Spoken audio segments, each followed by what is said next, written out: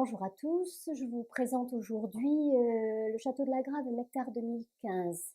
La cuvée Nectar est une cuvée un petit peu particulière chez nous. C'est une véritable cuvée sélectionnée à partir d'un terroir très particulier et de très vieilles vignes de Merlot uniquement, puisque c'est 100% Merlot qui ont plus de 65 ans. C'est une petite cuvée en quantité, une très belle cuvée en qualité, surtout sur ce millésime 2015 qui fait partie à Bordeaux des plus grands millésimes des dernières décennies.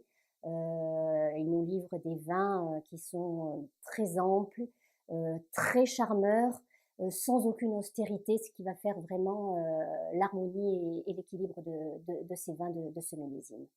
Alors la cuvée Nectar, c'est une cuvée de concentration. On a de tout petits rendements sur ces vieilles vignes. On le voit déjà à la couleur, d'une très belle brillance et à la fois d'un rouge foncé très profond, donc qui nous montre déjà sa concentration. Ensuite, au nez, vous avez vraiment un nez très profond également, de fruits rouges bien mûrs. On est sur des cerises griottes, parfois un petit peu pruneaux, et mêlées ici à des notes boisées et épicées qui sont déjà, au jour d'aujourd'hui, très bien fondues et déjà très harmonieuses.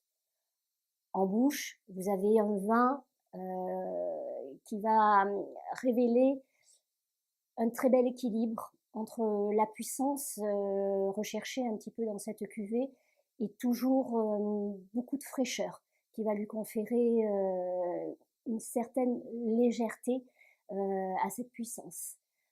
Jamais faire de vin lourd, c'est vraiment un petit peu le leitmotiv des vins de Bordeaux qui se doit normalement.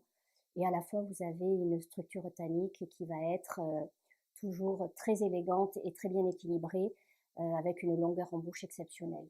C'est un grand millésime, c'est un grand vin de garde, ce qui en fait un petit peu un vin unique, mais qui à la fois se laisse apprivoiser très très facilement.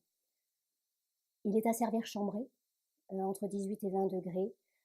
C'est un vin qui va accompagner merveilleusement toutes vos viandes rouges grillées, vos magrets de canard, rôtis de biche, civet de sanglier et bien sûr tous les fromages de préférence affinés. Voilà, bonne dégustation et beaucoup de plaisir.